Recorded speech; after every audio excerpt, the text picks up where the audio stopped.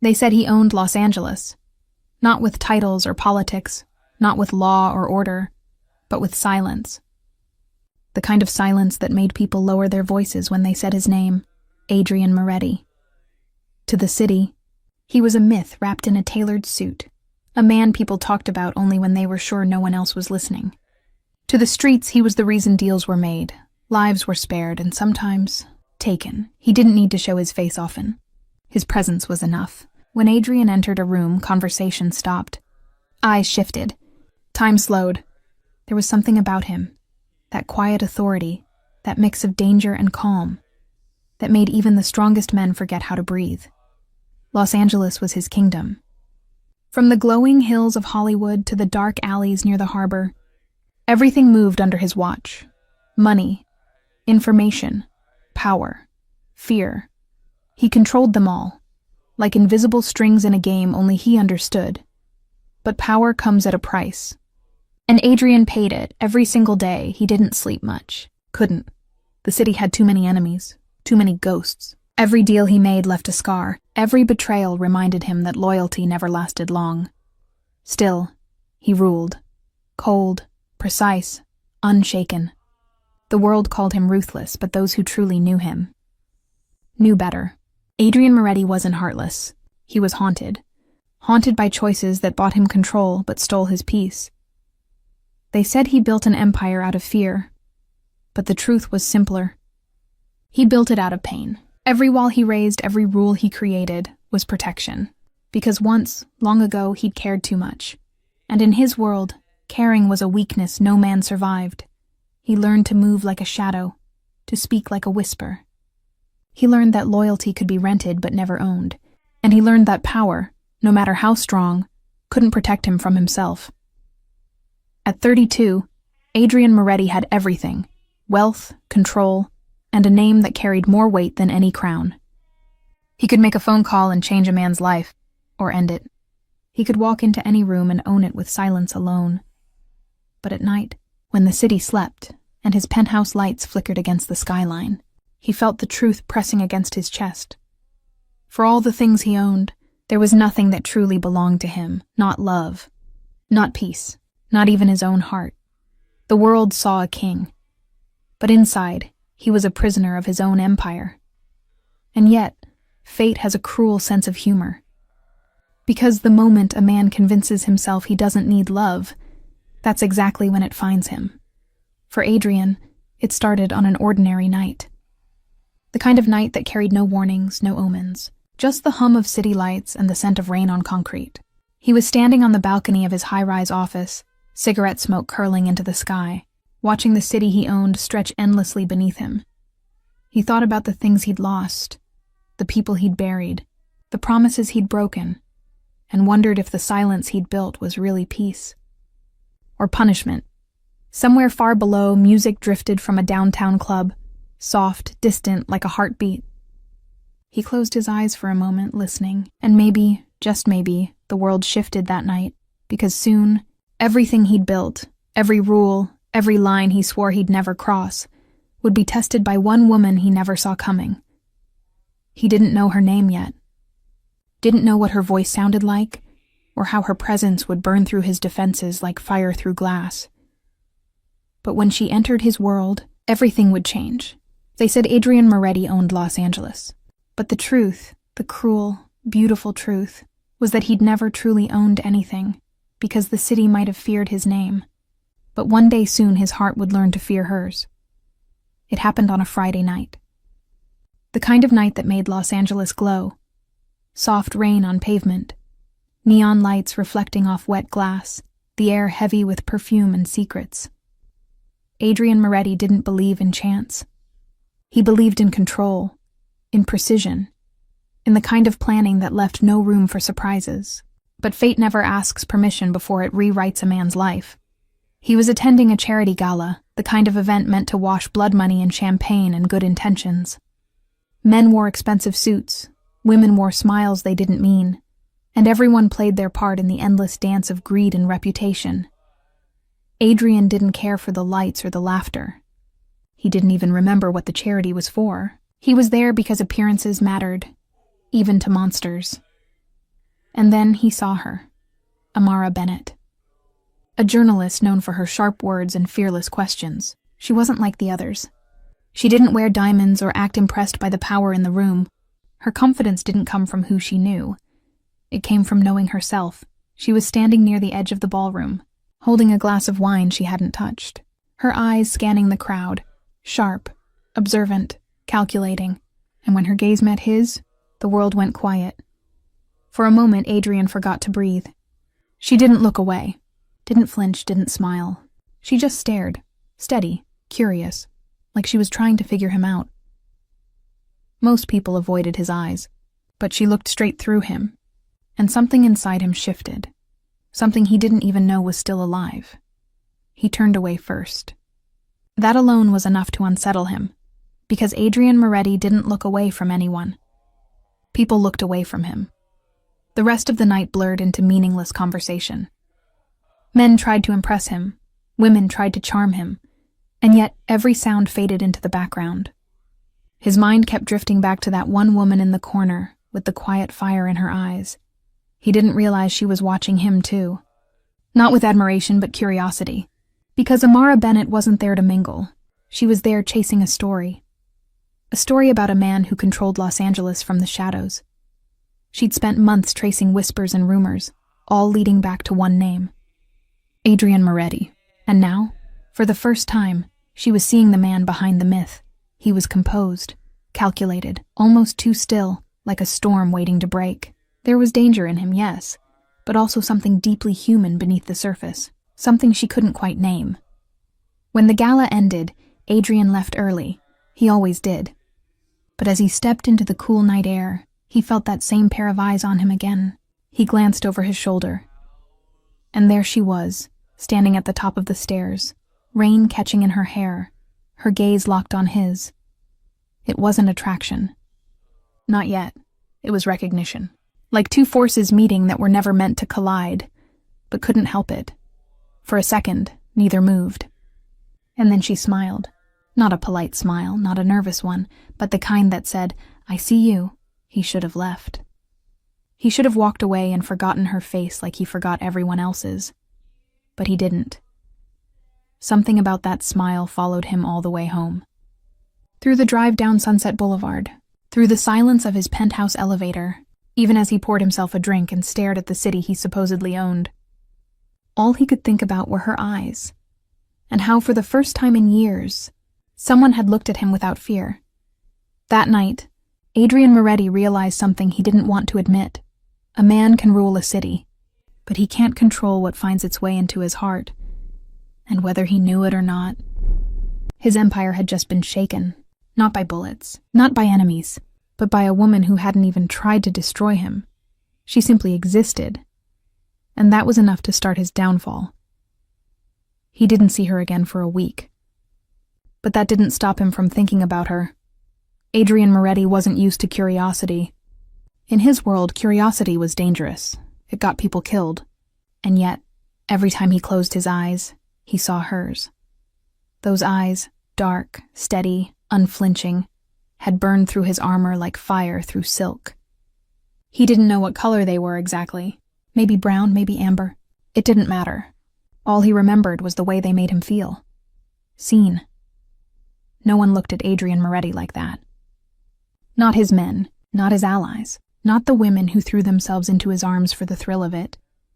They all looked at him with fear or fascination. But she, Amara Bennett, looked at him like she wanted to understand him, and that terrified him, because understanding led to truth. And truth, in his world, was a weapon sharper than any knife. He spent years building walls, concrete, cold, impenetrable. Walls that kept him alive. Walls that protected what little humanity he had left. But Amara, without even trying, had found a crack. She'd done what no rival, no enemy, no betrayal ever could. She'd made him feel, and feelings. Feelings were dangerous. It started small. A thought that wouldn't go away. What did she think of him? What did she know? Was she afraid? Or worse, intrigued? He told himself it was simple curiosity, that she was a threat, and he needed to keep an eye on her. That's what he told himself when he sent one of his men to find out where she lived, who she worked for, what she was after. Information was power, and Adrian didn't like being unprepared, but the truth? The truth was that he wanted to see her again. Not as a target, not as a problem, as a reminder that somewhere beneath all that darkness, he was still human. Meanwhile, Amara was playing her own game. She'd been assigned to dig into the city's underbelly. Corruption, missing money, names that didn't exist on paper. And the deeper she dug, the more one name kept surfacing. Adrian Moretti. Her editor warned her to stay away. He's dangerous, Bennett. The kind of man who doesn't like to be seen. But danger didn't scare her. She'd built her career chasing it. Still, when she wrote his name on the top of her notepad, she felt something unusual. Hesitation. And she didn't know why. Maybe it was the way he looked at her that night. Not like prey, not like possession, but like a man trying to remember what it felt like to be alive. That look stayed with her. Through her morning coffee, through every article she tried to finish but couldn't, she hated that he was in her head. She hated that part of her wanted to see him again too. For both of them, it became an unspoken obsession. Him, pacing the marble floors of his penthouse, wondering why her eyes haunted him. Her, staring at his picture on her laptop, wondering if there was more to him than the monster the world whispered about. They were two people standing on opposite sides of a line drawn in blood and fear. And yet, both were inching closer to it. He was the king of a city built on shadows. She was the light that didn't know how to stop shining, and when light meets shadow, one of them always loses. Adrian didn't know it yet, but every thought, every heartbeat, every restless night was leading him toward a moment that would change everything. Because the next time he saw her, there wouldn't be a crowd. No distance. No disguise. Just him and her. And those eyes, the same ones that had burned through his defenses once, ready to finish what they started. He didn't believe in destiny. But maybe destiny believed in him. And maybe, for the first time in his life, Adrian Moretti, the man who owned Los Angeles, wasn't the hunter anymore. He was the one being found. There's a saying in Los Angeles: the higher you climb, the closer you are to falling. Adrian Moretti had climbed higher than most, and now, for the first time, he could feel the air thinning. It started with a message. No name, no number. Just a single line on his encrypted phone. Someone's asking questions about you. He read it twice, expression unreadable. Then, quietly, he set the phone down on his desk. The ocean outside his penthouse windows was calm that morning. A perfect lie. Beneath that smooth blue surface, there was always something dangerous moving, just like him. He knew who the message was about.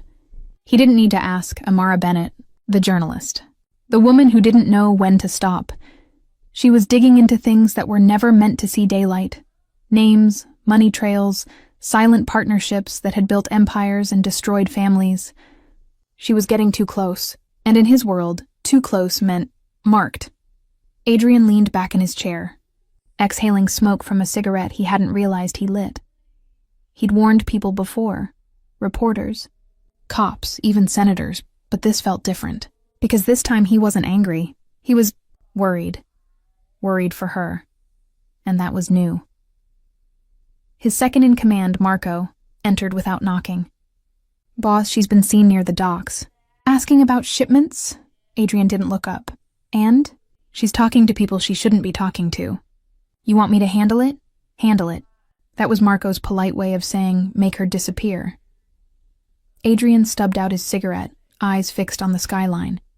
For a long moment he said nothing. Then quietly, no, I'll handle it myself.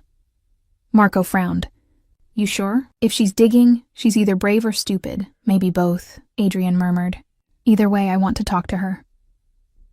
That was the closest he'd come to admitting anything, even to himself. Later that night he found her. Not at a party, not hiding behind her camera or notepad, but alone, sitting on a park bench overlooking the city lights. It was late, too late for anyone except trouble or truth. She didn't flinch when she saw him. Her pulse quickened, sure, but her eyes, those same eyes, held steady.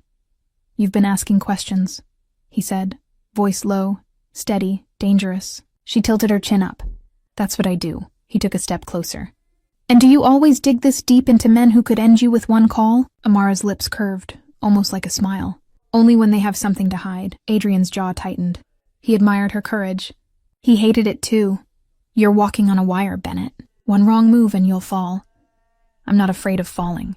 He leaned closer, his breath brushing her ear. You should be. The air between them thickened. Electric, heavy, alive. For a second, neither of them spoke. Then she whispered, If you didn't want me to find the truth, you wouldn't have come here yourself. And she was right. He could have sent men. He could have ended her story before it began, but he didn't, because somewhere in that dark heart of his, Adrian Moretti didn't want her gone. He wanted her safe. He just didn't know how to keep her that way without breaking the only rule that had ever kept him alive. Don't care. She stood, brushing past him, her perfume faint but impossible to forget. If you're trying to scare me, Adrian, it's not working. He turned, eyes burning. It's not a threat, Amara. It's a warning. She looked back once, her silhouette framed by the city lights. Then maybe you should start warning yourself. And just like that, she was gone. Leaving him standing there, a man built from power and fear, haunted by a woman who refused to bow to either. That night, Adrian didn't sleep. For the first time in years, his empire felt fragile, not because of enemies, but because of her, because she wasn't afraid of him, and that made her the most dangerous person in Los Angeles. That night didn't leave him. It followed Adrian Moretti like a shadow he couldn't shake. Every time he closed his eyes, he saw her, the curve of her jaw, the defiance in her stare, the way her voice didn't tremble even when she stood inches away from the most feared man in Los Angeles. He'd spent a lifetime mastering control. Control of his empire, his men, his anger, his desire. But Amara Bennett, she was the first thing he couldn't control, and that realization burned through him like whiskey in an open wound. He poured himself another glass. Expensive, aged, meaningless. It wasn't enough to drown her memory. Nothing was. Across the penthouse, the city glittered in the distance, beautiful, corrupt, and his. He'd built it from blood and silence, and yet somehow it all felt smaller now, like the empire he owned couldn't fill the emptiness she'd left in his mind. Boss. Marco's voice broke through his thoughts. He didn't knock. No one ever did. There's been movement near the docks, cops asking around. You want us to take care of it? Adrian didn't answer right away.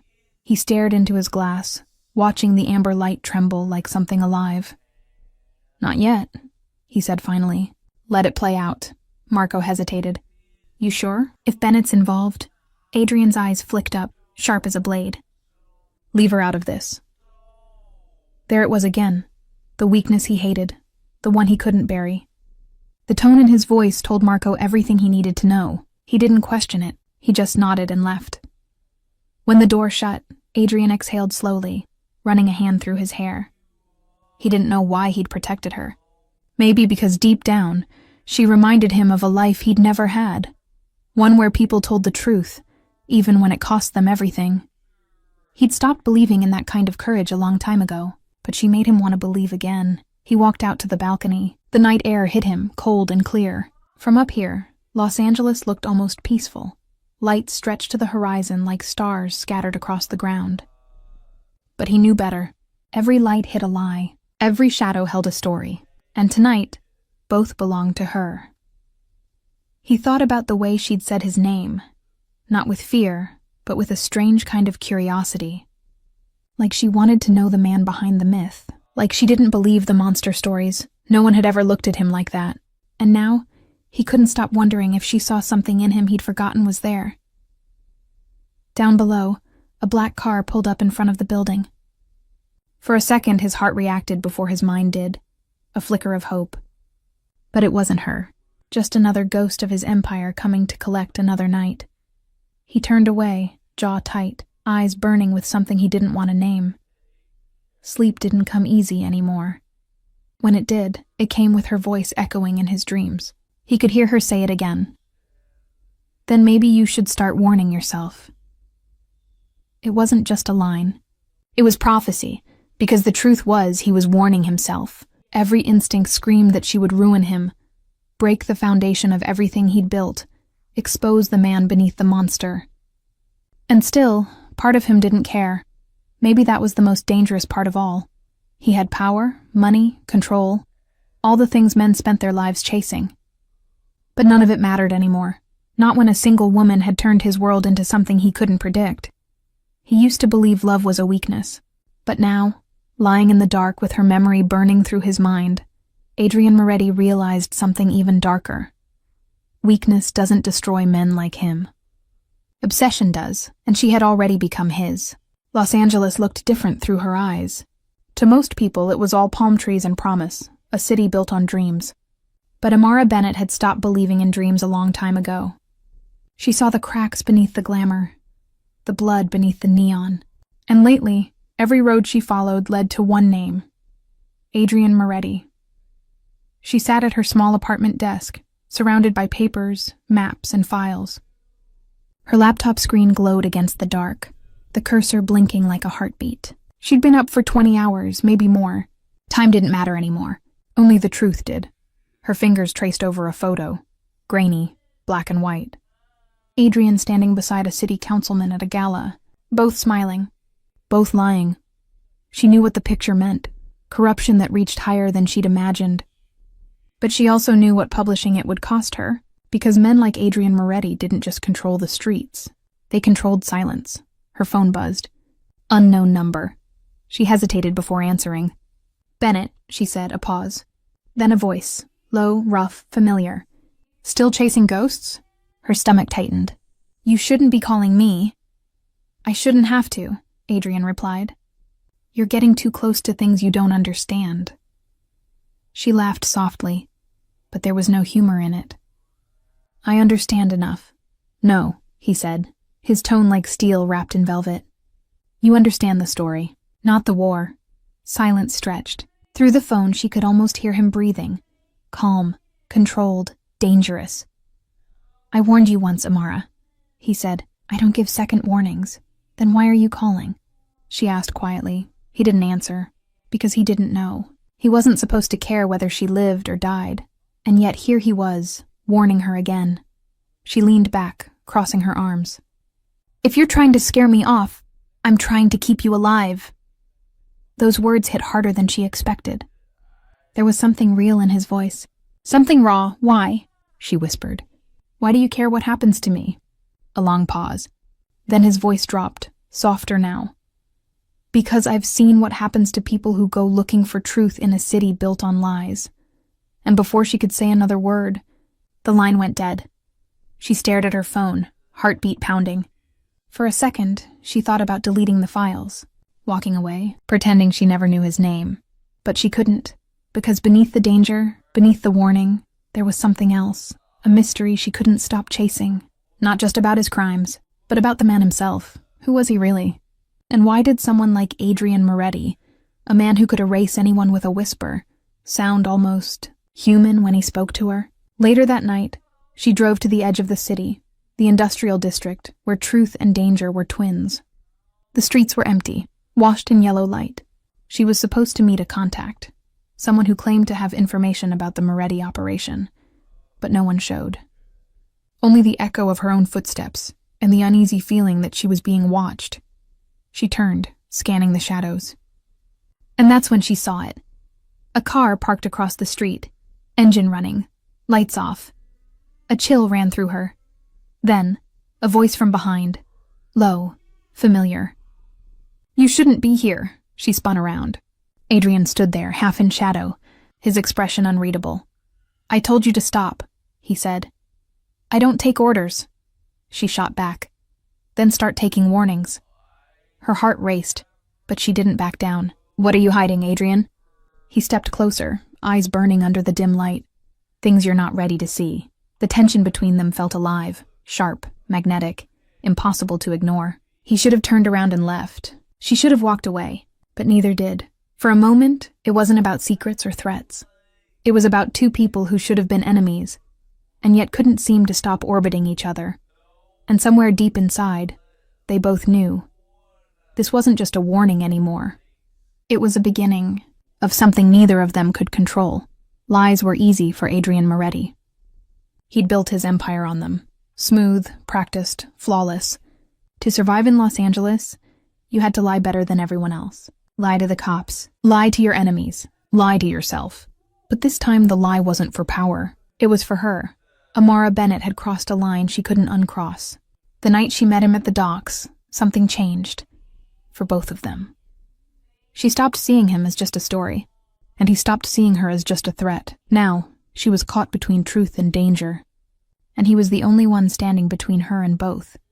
It began with a file, a thick envelope that landed on Adrian's desk the next morning. Inside were photos, surveillance shots, and one printed report. Bennett is compromised. Someone wants her gone. He didn't need to ask who. He already knew. There were people in his circle who saw her digging as a problem, and problems didn't stay alive for long in his world. He read the report twice before locking it away. Then he made his first mistake, the one that would haunt him. He didn't tell her. He told himself it was protection, that she didn't need to know who was after her, that he could fix it before it reached her door. But the truth was simpler. He couldn't stand the thought of her looking at him with fear. That night she called him. She didn't ask how he got her number. By now, she knew he had ways. "Someone followed me," she said, her voice calm but strained. "A black SUV, no plates." Adrian closed his eyes. The lie formed before the truth could escape. "Probably nothing," he said. "Reporters make enemies all the time." "Not like this," she whispered. He wanted to tell her everything. The file, the threat, the people planning to silence her. But he didn't. Instead, he said, "Stay inside. I'll take care of it." She hesitated. "You sound like you know something." "I always know something," he replied. "That's how I stay alive." It was meant to sound cold, distant. But she heard what he didn't say. The worry hiding beneath the arrogance. Hours later, Adrian sat alone in his office, staring at the city that glowed beneath him. Los Angeles was beautiful from above, like sin wrapped in starlight. But he knew what it really was, a maze of greed, fear, and betrayal. And now she was tangled in it because of him. Marco walked in. "Boss, we found the guys tailing her." "Orders?" Adrian's jaw tightened. "Make sure they don't get near her again." Marco nodded. "Understood. You want her to know?" "No," Adrian said too fast. Then softer. "No, she doesn't need to know." Another lie. He told himself it was temporary, that once she was safe, he'd come clean. But lies once spoken don't just fade. They grow, they twist, they bind, and soon they become part of you. The next time Amara saw him, she didn't mention the SUV. She just looked at him, long, searching, like she could sense something he wasn't saying. He tried to hold her gaze. Failed. That was when she knew. "Whatever you're hiding," she said quietly. "It's not just about your business, is it?" He didn't answer, because the truth was standing right in front of him, and he was already too far gone to stop it.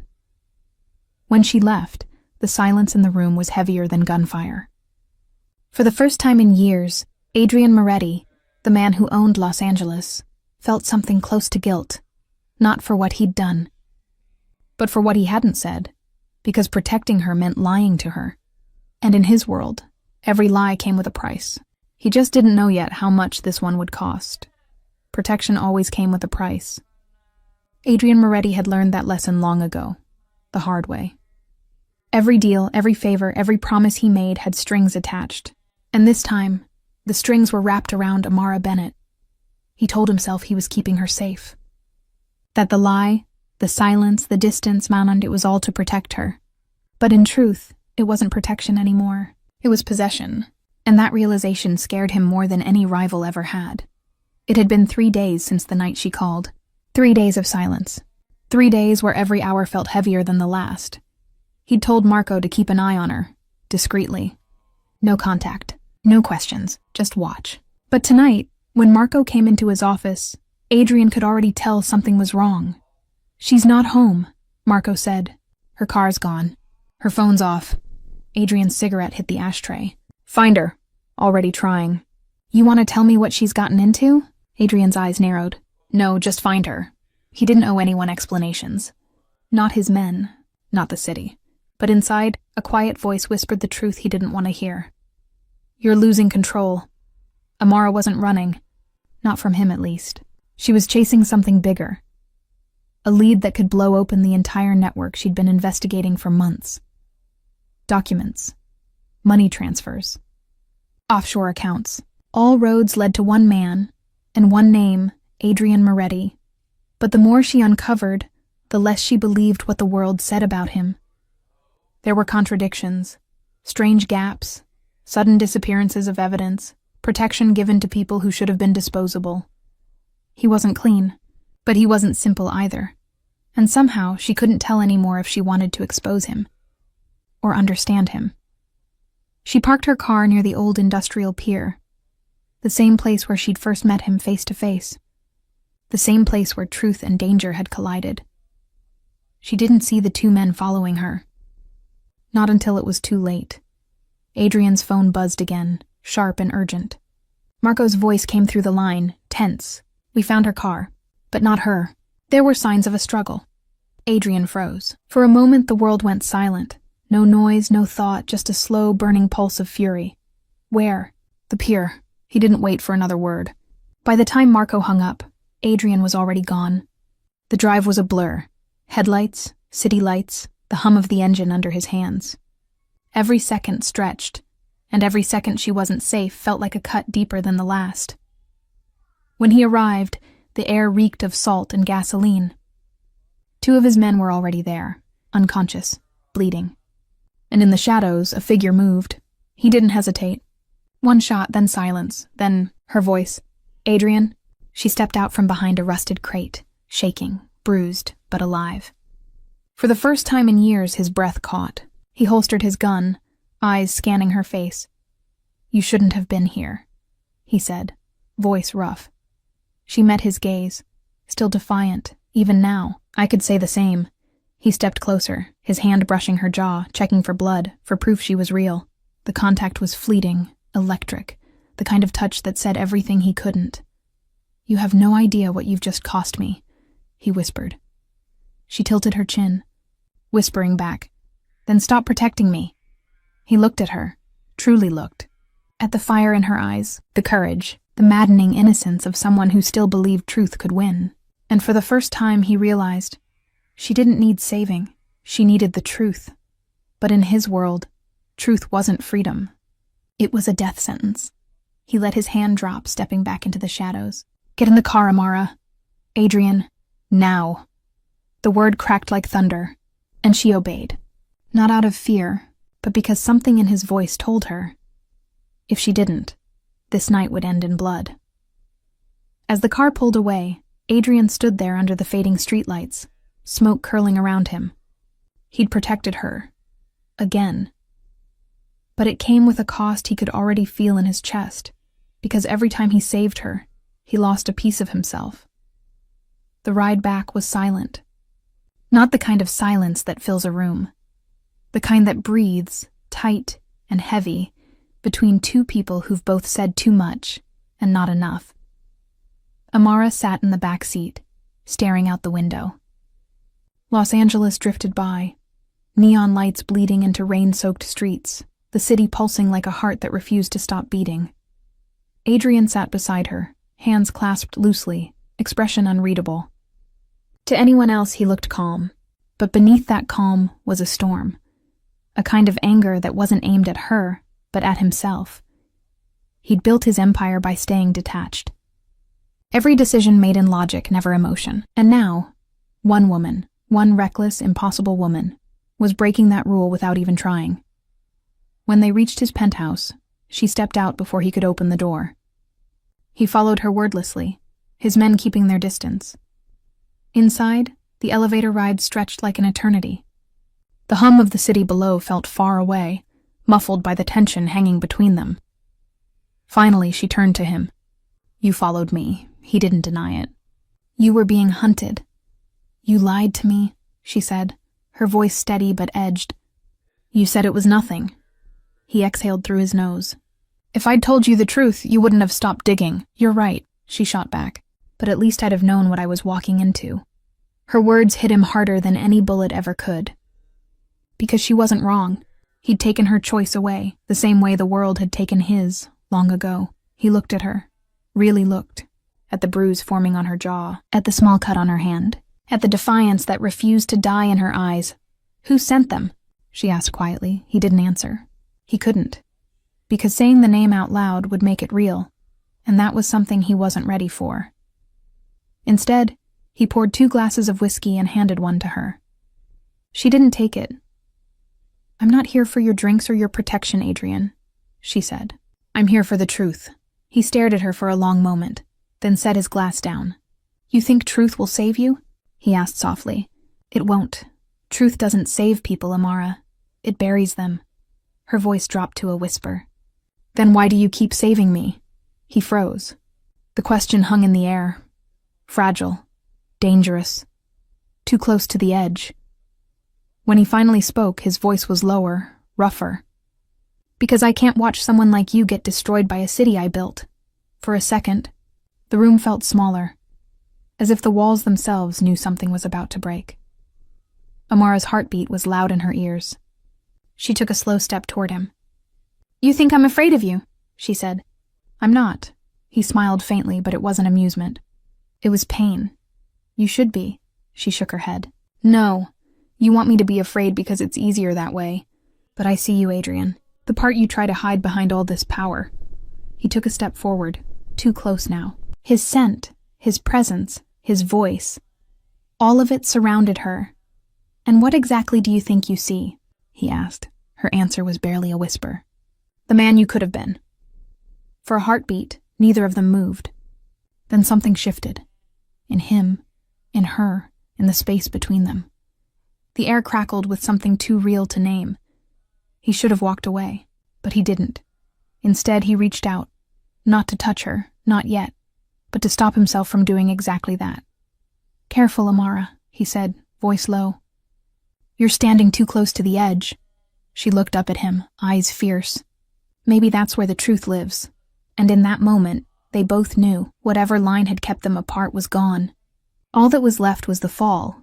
There's a moment before every fall. A breath, a heartbeat. A single second where you could still turn back. Adrian knew that moment well. He'd lived his entire life stopping right there, never letting anyone pull him over the edge, until now. After she said those words, maybe that's where the truth lives. Something shifted between them. Not loud, not dramatic, just quiet, like the city holding its breath before the rain. She turned away first, trying to build a wall with silence. But the problem with silence is that it gives your thoughts too much room to move. Amara stood near the glass wall of his penthouse, looking out at Los Angeles, a skyline full of lies and ghosts. "You built this empire on fear," she said softly, "but it doesn't scare me." He didn't answer right away. He just watched her, the curve of her shoulders, the way her voice trembled even when she tried to sound strong. "You should be scared," he said finally. "Because everything I touch eventually breaks." She turned to face him, eyes steady.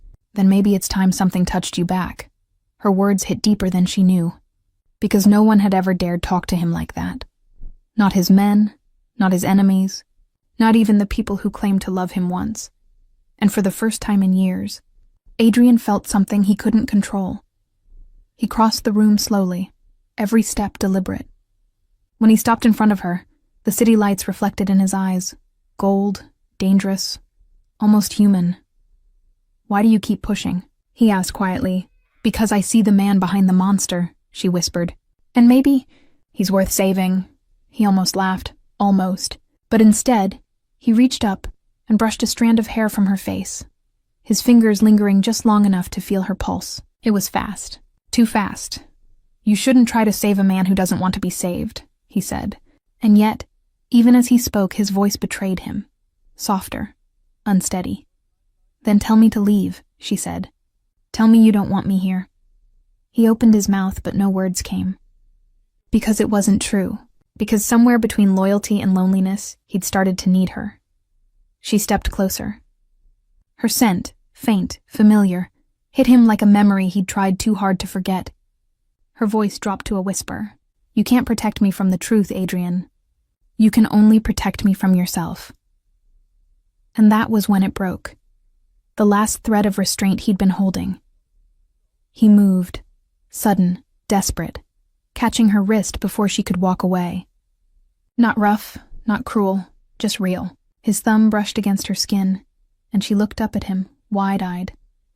The city outside blurred, as if even the lights didn't want to watch what came next. "I've spent years keeping people out," he said, "because every time I let someone in, they pay the price. Then let me decide what I'm willing to pay," she replied. He searched her eyes, for fear, for hesitation, but found none. Just that same stubborn fire that had drawn him in from the start. He released her wrist slowly, but the distance between them didn't return, because it wasn't physical anymore. It was something deeper, something dangerous. When he finally spoke again, his voice was low, almost broken. "You don't understand, Amara. Once I fall, I don't know if I can stop." She smiled faintly, tears glinting in her eyes. "Then fall. Maybe it's time you did." He should have stepped back. Instead, he leaned in, just close enough to feel her breath, close enough for the world to disappear for a heartbeat. Outside, thunder rolled over Los Angeles. Inside, two people stood on the edge of something neither could control. The city still belonged to Adrian Moretti. But that night, his heart didn't. There's a saying in Los Angeles: storms don't just happen, they build. You feel them first, in the silence before the thunder. That's what this was. The silence before everything went wrong. The night after Amara's words. "Then fall. Maybe it's time you did." Adrian didn't sleep. He sat by the window of his penthouse, city lights flickering below him, the hum of the streets whispering secrets he'd tried to forget. For years, he'd built his world on power, fear, control, precision, and now all of that was slipping. Because of her. He could still feel the warmth of her skin on his fingertips, the look in her eyes that made him forget who he was, or maybe remember who he used to be. By morning, he tried to bury it. He returned to the routine, meetings, deals, threats delivered in silence. But something had changed. His men noticed it. The ones who used to fear his calm now whispered about his distraction. And distraction was dangerous. Rico, his second in command, stepped into the office, closing the door quietly. "You sure you're okay, boss?" Adrian didn't look up from his papers. "Why wouldn't I be?" Rico hesitated. "Because our shipments were hit again." "That's the third this week!" Adrian's jaw tightened. "By who?"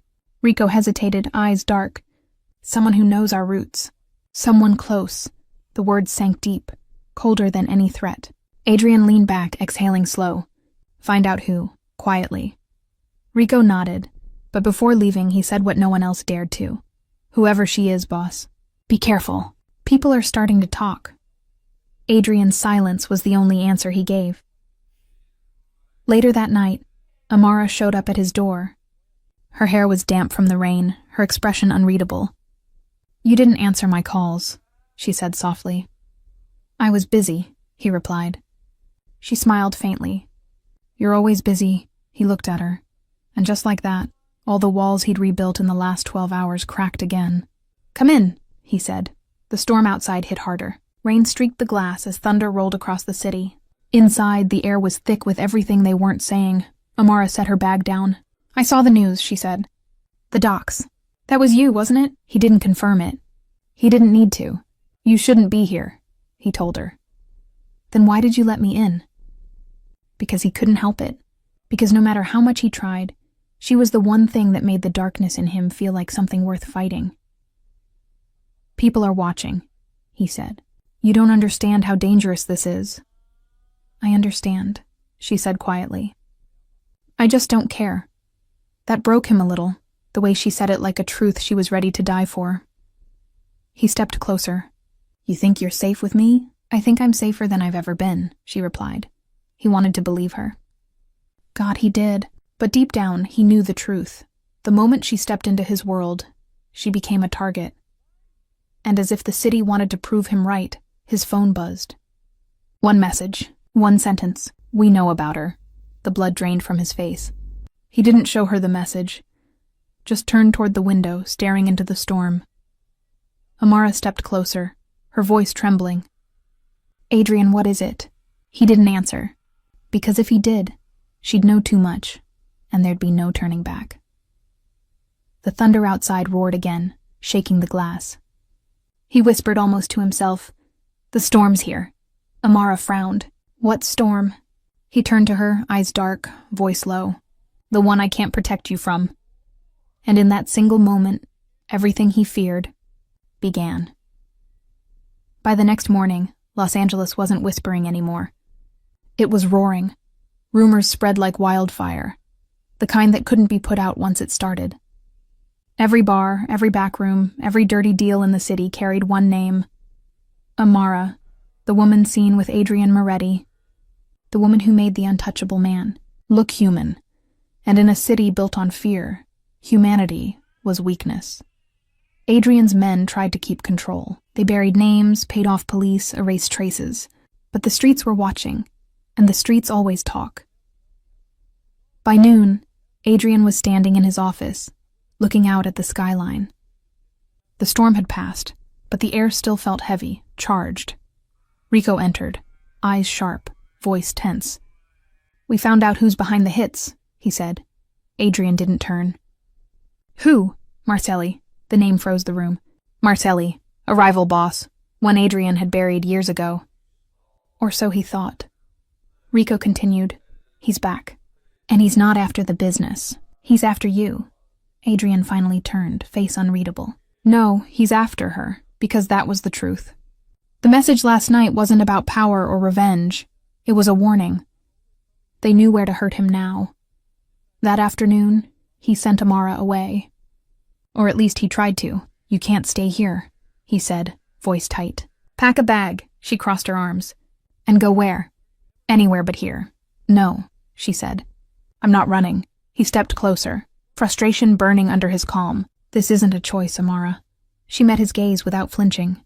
It stopped being your choice when you brought me into this. Her words hit hard. Because she was right.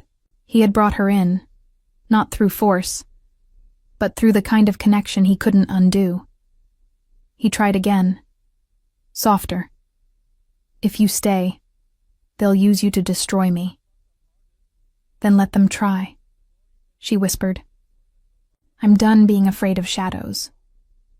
He looked at her, really looked. And for the first time, he realized how far she'd come. The girl who once flinched at the sound of gunfire now stood against an empire, and he hated himself for loving her for it. By nightfall, Rico came back with worse news. The Marcelli crew hit 2 of our safe houses. They left a message this time. He handed Adrian a photo, a single bullet casing, and a note. You can't protect what you love. Adrian's jaw clenched. The veins in his hands stood out as he gripped the paper. Double the guards, he said. Lock down every route in and out of the city. Rico hesitated. Boss, that means war. Adrian's voice dropped, calm and final. Then war it is. Later that night, Amara found him in his office again, the city lights painting him in gold and shadow. He looked tired, not physically, but somewhere deeper. You think fighting them will fix this? She asked softly. He didn't look up. Fighting is all I know. She walked closer, her voice trembling. You don't have to be that man anymore. His eyes lifted to hers, and for a moment, the weight of years, of blood, fear, and loneliness, cracked open. I already am, he said. She reached out, touching his face gently. For a moment he let her.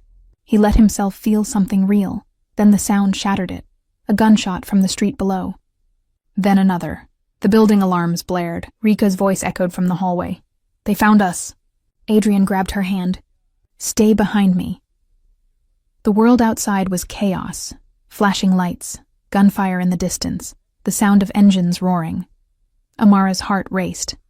But even in the middle of it, one thought anchored her. The way his hand refused to let go of hers. The city had turned against them. But in that moment, standing side by side in the storm they created, they only had each other. And that terrified Adrian Moretti more than any enemy ever could. Loyalty. It's the currency of the streets. More valuable than money, more dangerous than love. Adrian Moretti built his empire on it. Men who'd take a bullet before breaking their word. Blood oaths signed in silence. Trust earned through fear. But tonight, loyalty felt fragile. It felt like something that could shatter with one wrong whisper. The attack at the penthouse left his men shaken.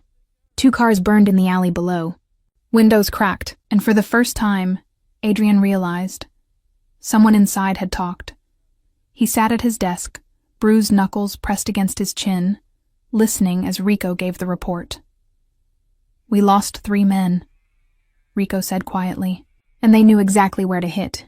Adrian didn't look up. "Inside job." Rico hesitated. "You think it's one of ours?" "I don't think," Adrian said. "I know." He stood walking toward the glass wall, the city glowing beneath him. Beautiful, deceptive, alive. Every light was a secret, every shadow a lie. "Find him," Adrian said. "Find who sold us out," Rico nodded. "And if it's someone close?" Adrian's voice was steady, but his eyes weren't. "Then loyalty has a price." Amara watched from the doorway.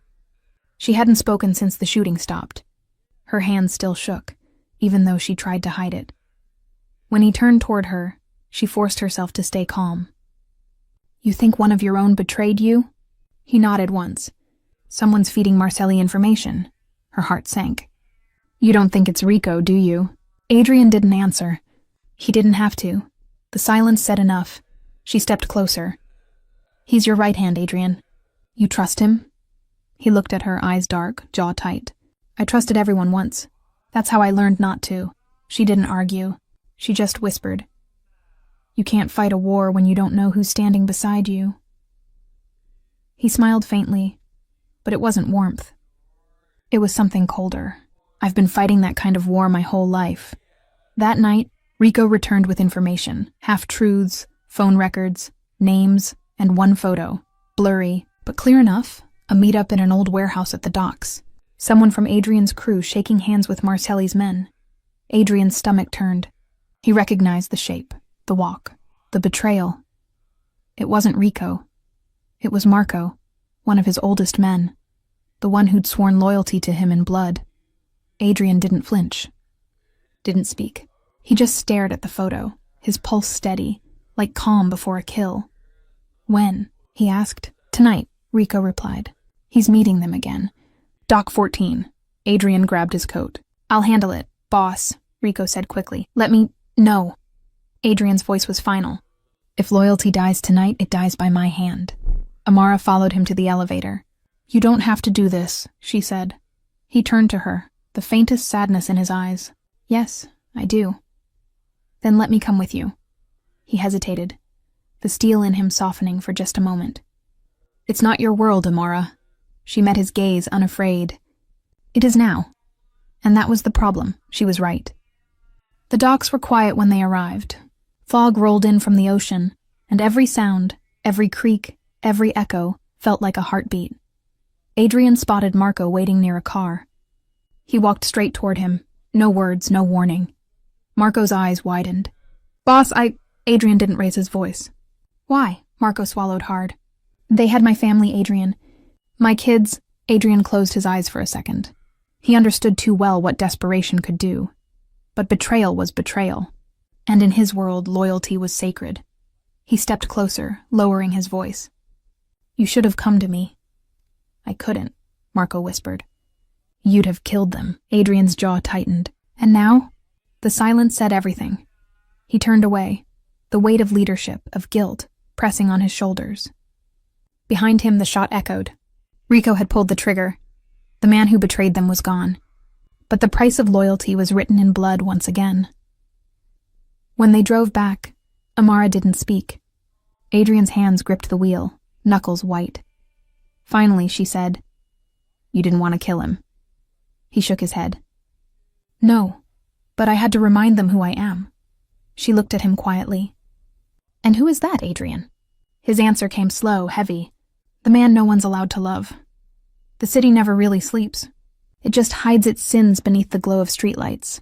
And for Adrian Moretti, those sins had names, faces, and memories that refused to fade. That night, after the docks, he didn't go home. He drove. Past empty highways, past neighborhoods he once ruled, past ghosts he never buried. Because sometimes the only way to silence the past is to face it head-on. Amara waited for him. Hours passed, but she didn't leave. She sat in his office, wrapped in his jacket, staring at the faint blood on the cuff. a reminder of the life he kept trying to keep away from her. When the door finally opened, the clock read 3:17 a.m. He looked exhausted, not from battle, but from memory. She stood slowly. "You didn't come back. I had to see someone," he said quietly. She studied him. "Someone or something?" He gave a tired smile. "Both." He poured himself a drink but didn't touch it. His eyes stayed on the glass, lost somewhere far away. "When I was 17, he began, "I watched my father die on these streets. Not because he was weak, but because he trusted the wrong man." His voice didn't tremble, but his hands did. Just slightly. "I swore I'd never be like him. Never let anyone close enough to do that to me. So I built walls, brick by brick, deal by deal, until one day, the boy who wanted justice turned into the man everyone feared." Amara didn't interrupt. She just listened, because for the first time he wasn't the boss. He was just a man, finally telling the truth. He looked at her, eyes darker than the city behind him. "I tell myself everything I've done was for control. But some nights, I can still hear him calling my name, asking me if I became the kind of man he'd be proud of." He let out a hollow laugh, and the answer's always no. She walked closer, slow and quiet, like she was approaching a wounded animal. "Maybe pride isn't the point," she said softly. "Maybe it's survival." He looked at her, and something in his chest broke. A crack so deep it hurt to breathe. "Survival," he repeated. "You make it sound simple." "It's not," she said. "But it's human." He turned away, pacing toward the window, watching the lights of Los Angeles burn below. "You don't know what it's like to have blood on your hands that never washes off." She stepped closer, her voice trembling. "Then let me try." He faced her again, and for a moment he hated her for it. For wanting to see the part of him he spent years hiding. For refusing to let him disappear behind his armor. "You don't get it, Amara," he said, his voice sharp now. "You don't fix a man like me. You survive him." She didn't flinch. "I'm not here to fix you, Adrian. I'm here to remind you you're still alive." Those words, simple, quiet, cut through everything else. Because no one had said them to him before, not in that way. He reached out, almost without realizing it, his hand brushing hers, his fingers cold, his pulse unsteady. For a moment, neither of them moved. The distance between them was gone. She looked up at him. "You can't keep living in a graveyard of your past." He smiled faintly, sad, real. "That's the thing, sweetheart. When you've buried enough people, the graveyard starts to feel like home." Her eyes glistened, but she didn't look away. "Then maybe it's time you left home." Outside, the first light of dawn crept over the city. The kind of pale gold that made even Los Angeles look innocent. Adrian looked at her, really looked. And for the first time, the ghost didn't feel so loud. For the first time in years, he felt something close to peace, and that scared him more than any enemy ever could. They say power doesn't fall overnight. But for Adrian Moretti, it began to crumble in silence, not with gunfire or betrayal in the open, but in whispers, and whispers were deadlier than bullets. Los Angeles still bowed to his name, but something in the streets had shifted. His men were nervous. Calls went unanswered. Eyes that once showed loyalty now flickered with doubt. The city that once feared him was starting to forget why they should. And in the shadows, someone was watching it happen. Marcelli. He'd been Adrian's ally once.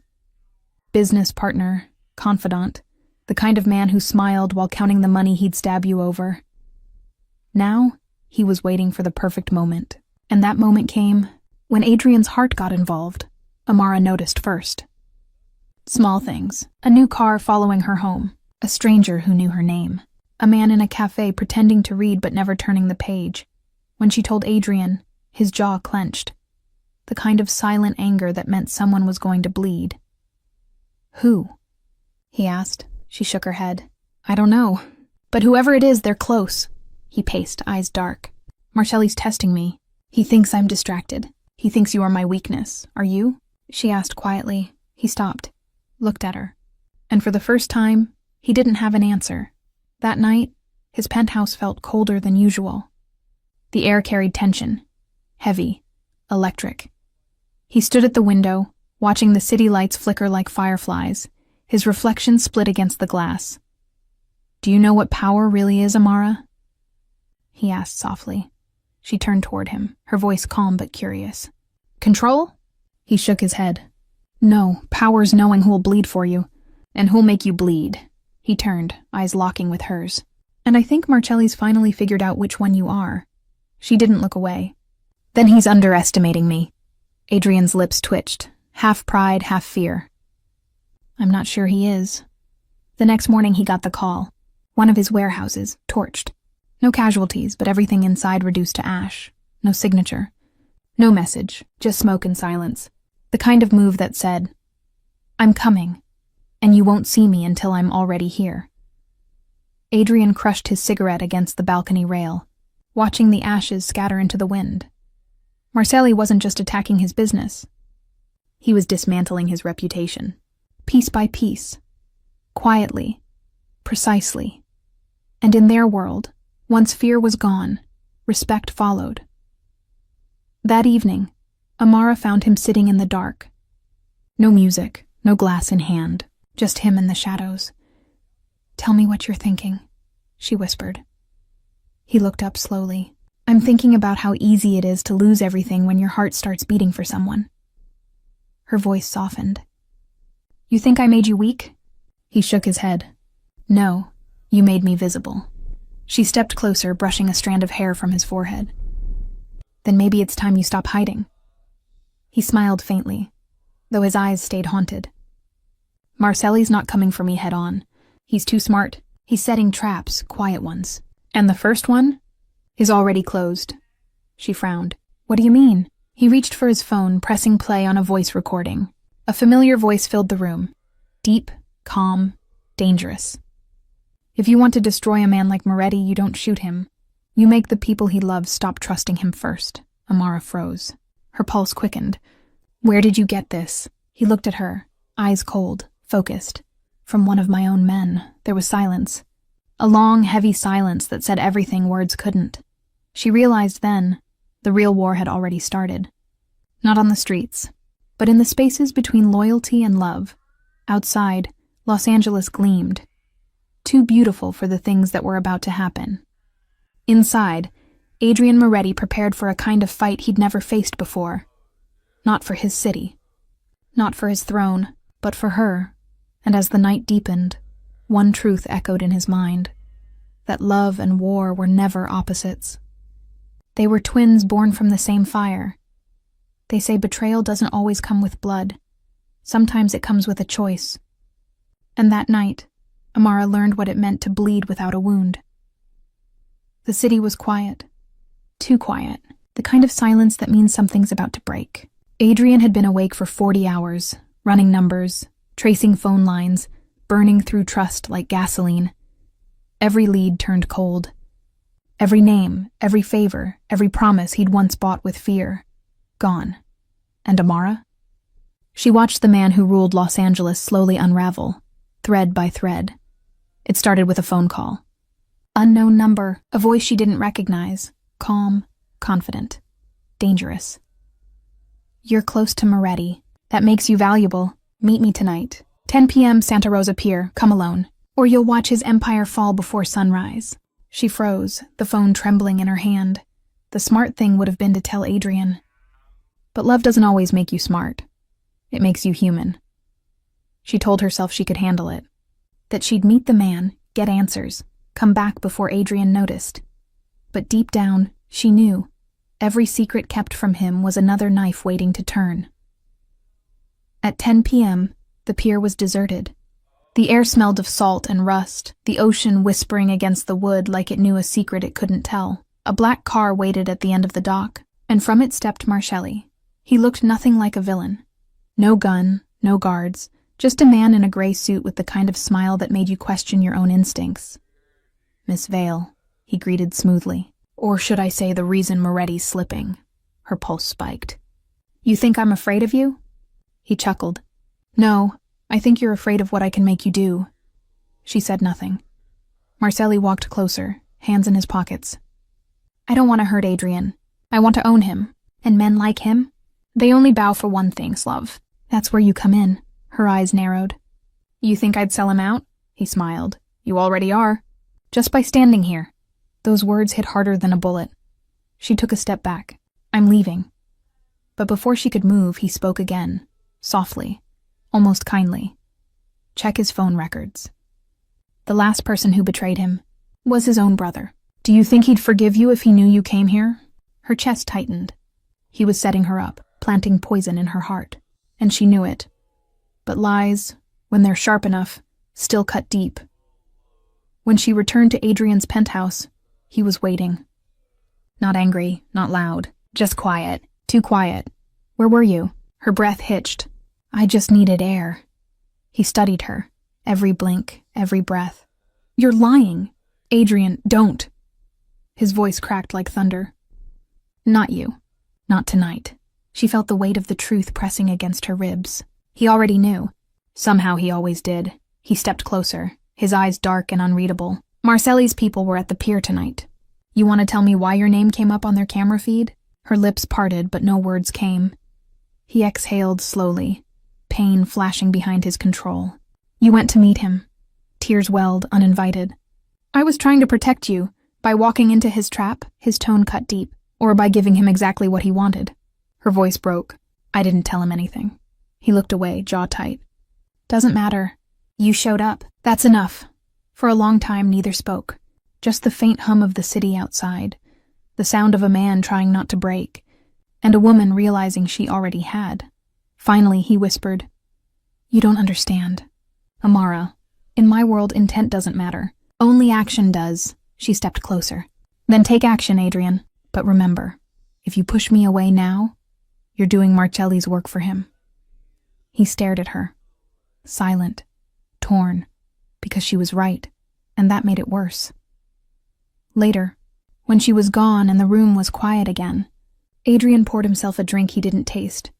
He watched the city through the glass, his reflection split in two. One half the ruthless boss, the other, the man who'd fallen for the only person capable of destroying him.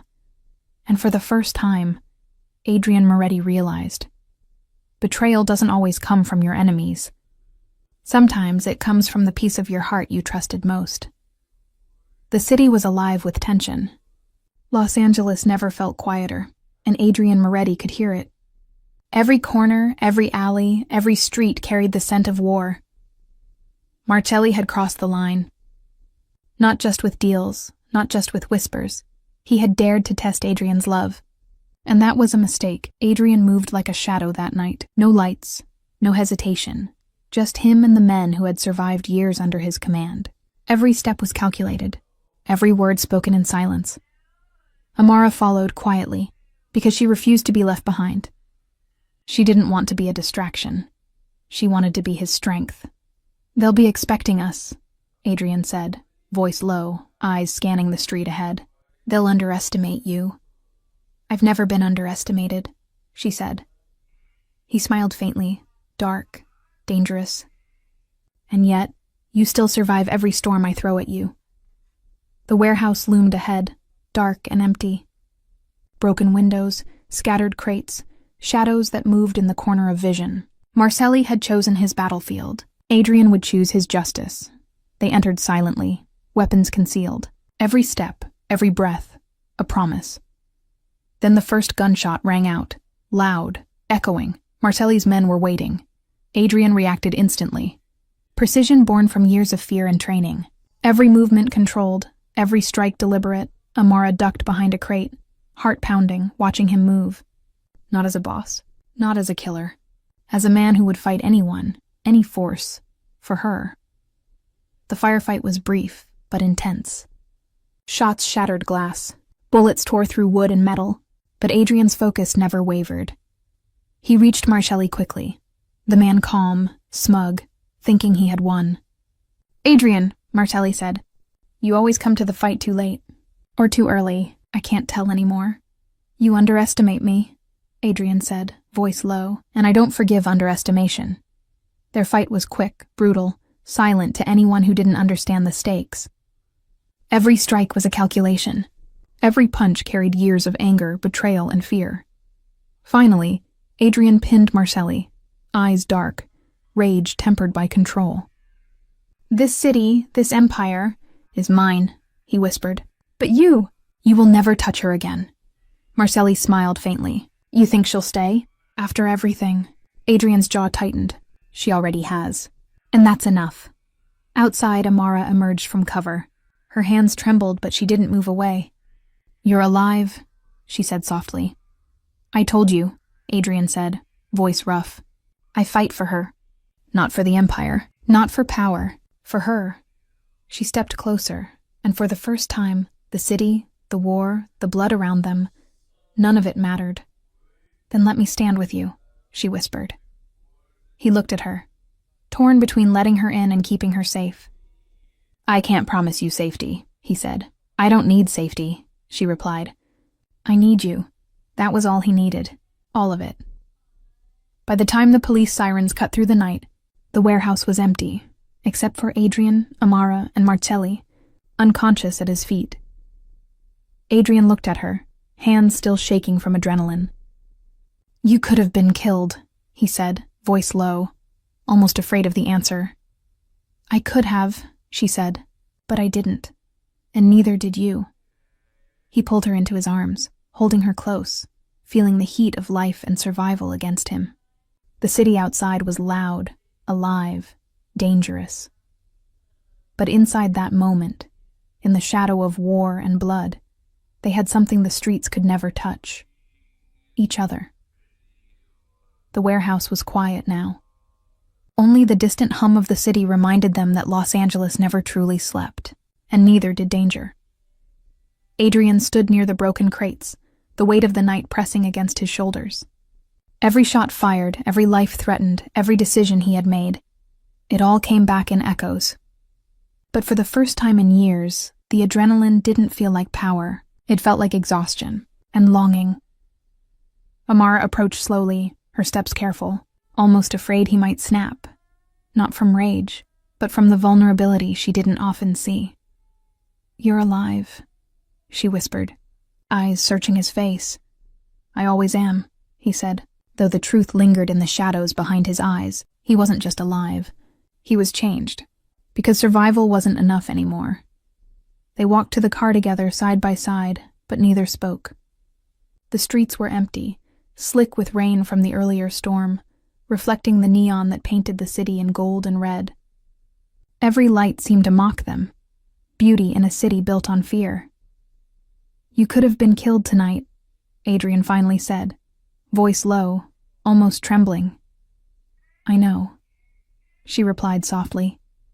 But so could you, and we survived, didn't we? He studied her, and for a long moment he didn't answer, because survival came at a cost he wasn't sure he could pay, not with his empire, not with his enemies, not even with his heart. I've spent my life building walls, he said finally, voice rough. Walls to keep everyone out, to keep myself safe. And somehow, you walked right through them. Amara's gaze softened. I didn't walk through, Adrian. You let me in, or maybe I found the cracks. He swallowed, tension coiling in his chest. Cracks that could get you killed. Then let me risk it, she said. Her voice was steady, unwavering, and it struck him harder than any bullet ever could, because if loving you is dangerous, I'll take it. They reached his penthouse, the city sprawling beneath them like a living, breathing thing. Adrian poured them both a drink, but neither touched it. The silence was heavy, intimate, a pause between the chaos of life and the chaos of the heart. You know, she said quietly. After tonight, I'm not sure where love ends and war begins. He looked at her, eyes dark, serious. Neither am I. Her hand reached for his, not pressing, not demanding, and just there. He felt her warmth, and for a moment, the world outside disappeared. The guns, the enemies, the empire, the blood, it all faded into nothing but her heartbeat. You're scared, she said softly, reading him like a book he thought was closed forever. I am, he admitted, voice low, because loving someone in my world, it doesn't just put me at risk, it puts you at risk, and I can't bear the thought of losing you. I'm not afraid, she said. I choose this. I choose you, every time. Her words didn't fix the world. They didn't erase the threats or the enemies lining the streets, but they shifted something in him, a crack in the armor, a spark in the darkness. Adrian pulled her close, forehead to forehead, and whispered, "Then I'll fight. Not for my empire, not for control, not for fear, but for us." And in that moment the lines blurred. Love and war weren't opposites anymore. They were one and the same. The city waited outside, dangerous and unpredictable, but inside, in that quiet moment, Adrian Moretti and Amara discovered something even the streets could never take from them, the truth of their hearts. The city had calmed, but Adrian knew better. Los Angeles never truly sleeps. It waits, watches, plots. And tonight, it whispered danger again. Louder, closer, more personal than ever before. He was in his office when Rico burst in, eyes wide with urgency. "Boss, it's happening again." Adrian didn't move, didn't blink. "Who?" Rico hesitated. "One of our own, and Marcelli's men. They're attacking the docks tonight." Adrian's chest tightened. "How many?" "Too many." He didn't speak. He grabbed his coat, his gun, and his focus. Every sense sharpened, every heartbeat measured. Amara appeared beside him, hand slipping into his naturally, not as a follower, but as his equal in this fight. "You shouldn't come," he said quietly. "I told you," she replied. "I'm not leaving, not now." "Not ever." He looked at her, the storm outside reflected in his dark eyes. "You could die, and you could die too," she said softly. "But we face it together." The docks were chaos incarnate. Smoke, fire, shadows moving like predators in the dark. Adrian's men engaged, but even they were being picked off by hidden snipers. It was a trap, precise, calculated. Someone on the inside had given Marcelli everything he needed. Adrian's eyes scanned, fast and precise. Then he saw it. Marco, alive, back from the dead, acting like loyalty never mattered. And worse, directing Marcelli's men with the same calm arrogance that had once been his. The betrayal hit like a bullet to the chest. "Marco," Adrian growled, voice low and dangerous. Marco didn't flinch. "You should have killed me before, boss. Now you'll regret it." Amara moved closer, pulling Adrian slightly back. "They're too many," she whispered. He shook his head. "No, not for us." And with that, the fight became personal. Every move Adrian made was calculated. Every shot was precise. Every step forward cut through not just the enemy, but the betrayal. Amara fought beside him, instinct blending with courage. She wasn't just surviving. She was defending the man she loved, the man whose empire and heart were being torn apart simultaneously. Marcelli watched from the shadows, smirking. "You think love will save you?" he called. Adrian didn't answer with words. He moved faster, harder, using every tactic he'd learned from years of surviving a world built on fear and blood. Marco tried to flank him. Adrian turned, and in one swift motion, he disarmed his old friend. "Loyalty," Adrian said, voice icy, "has a price. You forgot yours." The fight reached its peak in the center of the docks. Gunfire echoed against metal. Water shimmered red in the dim lights, and the air was thick with tension. Adrian cornered Marcelli finally. "You've made your moves," he said, voice low, dangerous. "And now, you're done." Amara stepped close, eyes fierce. "No more traps. No more games." Marcelli smirked once, then saw the storm in both their eyes. For the first time he hesitated, and hesitation in Adrian's world was fatal. One shot, precise, silent. Marcelli went down. Marco surrendered soon after. The threat within was over, for now. When the smoke cleared, Adrian and Amara stood together. Bruised, bloodied, but unbroken. He looked at her, chest heaving, sweat and grime covering him, and realized the truth. This was the world he lived in. Violence, betrayal, darkness, and yet, love had survived it. She reached up, brushing the blood from his cheek. "You're alive," she whispered. "Yes," he replied, voice low, reverent. "And you're still here." For a moment, the city, the war, the blood, none of it mattered. Only the truth they had found amidst the chaos. They would fight for each other. Through every enemy, every trap, every ghost of the past, the enemy within had struck, but together they had struck back harder. The city sprawled beneath them, Los Angeles alive with lights, sirens, and secrets. But in Adrian Moretti's penthouse, all of that felt distant, almost meaningless. Tonight, the world had narrowed to one truth. The woman standing before him. Amara. He had spent his life building an empire. Walls of fear. Streets paved with silence. Power measured in whispers and gunfire. He had ruled Los Angeles with precision, ruthlessness, and control. But none of it mattered if she wasn't in his life. Marcelli was gone. Marco subdued. The traps dismantled.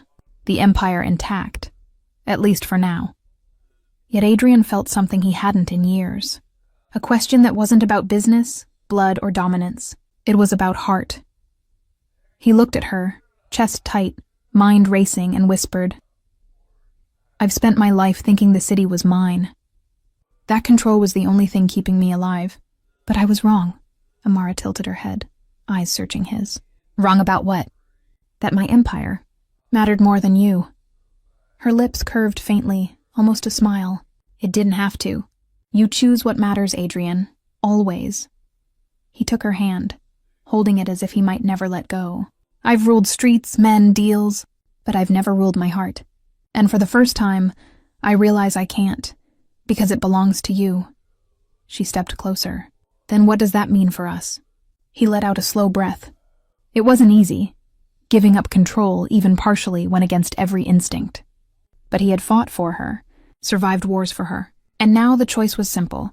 It means you come first. It means love rules the empire, not fear. It means I don't just want to protect you. I want to live for you. Every day. Tears glistened in her eyes, but she smiled, stepping into his arms. "You finally learned, boss," she whispered. "The city doesn't own you. You own your heart." He pressed his forehead to hers, feeling her warmth, her life, her presence. A reminder that even kings need something worth fighting for beyond power. That night, Adrian made a decision. Not just for the empire, not just for vengeance or loyalty, but for love. He called his men, gave new orders, restructuring, rebuilding, fortifying. But he told them one thing clearly. No one threatens this city again, and no one will touch the woman I love. Outside, Los Angeles hummed and pulsed, unaware of the quiet revolution happening inside a penthouse high above. The streets might fear him, respect him, even hate him, but he had found something far more valuable: balance. And that balance was her. Later, Adrian and Amara stood on the balcony, city lights reflecting in their eyes.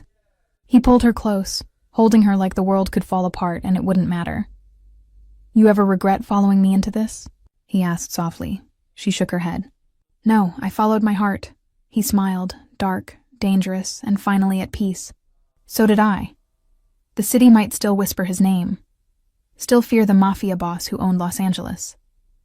But above it all, in this moment, the man they feared the most had finally surrendered to something stronger than power. Stronger than blood, stronger than the empire. Love.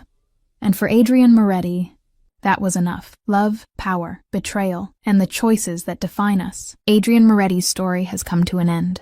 For now, but every empire has its secrets. Every heart has its next chapter. If you've felt the pulse of the city, the weight of loyalty, and the fire of forbidden love, don't let this story end here. Subscribe now, and step into worlds where danger and desire collide, where every heartbeat, every whisper, every shadow tells a story you won't forget. Join us, and let the next chapter find you.